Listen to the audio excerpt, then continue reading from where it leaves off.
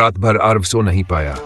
आंखें बंद करते ही उसे वो लाल आंखों वाला काला ड्रैगन याद आता और गुफा के भीतर से आती हुई भयानक साएं साएं करती फुफकार। सुबह हुई और पूरा गांव डर से कांप रहा था। जो आवाजें रात को जंगल से आई थी वो सबने सुनी थी, लेकिन कोई नहीं जानता था कि असली खतरा क्या है। आर्व डरते डरते बुजुर्ग रमन दादाजी के पास पहुंचा और सारी बात बता दी। रमन दादाजी चुपचाप सुनते रहे, फिर धीमी आवाज में बोले, आर्व, अगर ड्रैगन रक्षक है तो गुफा में छिपा दानव कोई साधारण चीज नहीं। ये जंगल तब तक शांत था जब तक छाया भक्षी नहीं जागा। आर्व की सांस अटक गई। छाया भक्षी कौन? दादाजी के चेहरे का रंग उड़ गया। एक प्राचीन अंधेरा जीव जो इंसानों की परछाया निगलकर उनकी जान ले लेता है। उसे रोशनी पसंद नहीं, इसलिए वह गुफाओं में अंधेरे की गहराइयों में रहता है। आर्व का दिल जोर से धड़कने लगा।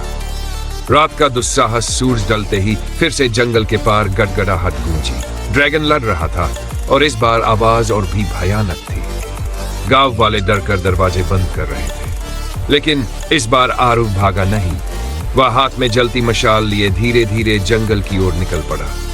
ड्रैगन मेरी वजह से कहीं घायल न हो जाए, उसने अपने मन में बुदबुदाया। जंगल में घुसते ही हवा जैसे जलने लगी। पेड़ों पर ताजे गहरे पंजों के निशान थे, मानो कोई खतरनाक चीज अभी अभी वहां से टकरा कर गई हो। अचानक झाड़ियों को चीरते हुए काला ड्रैगन लड़खड़ाता बाहर आया। उसके पंख कटे थे, शरीर से धुआं उठ रहा था। वह जमीन पर गिर गया। आर्व, तुम यहाँ की ओर डरते हुए बोला, मैं मदद करने आया हूँ। ड्रैगन हल्का सा मुस्कुराया, तुम इंसानों से अलग हो, लेकिन अभी समय नहीं है। दानव बाहर आ चुका है। धीरे धीरे अंधेरे से दो लाल चमकती आंखें उभर आई और फिर एक भयानक कर्कश चीख पूरे जंगल में गूंज उठी।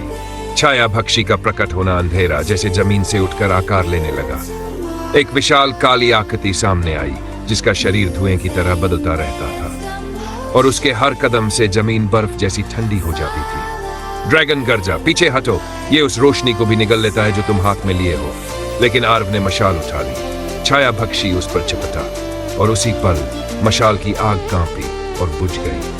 पूरा जंगल गहरे डरावने अंधेरे में डूब गया। छाया भक्षी की फुफकार आर्व के बिल्कुल पास गूंज रही थी। आर्व का दिल जैसे रुक सा गया और तभी ड्रैगन दहाड़ा। आज नहीं।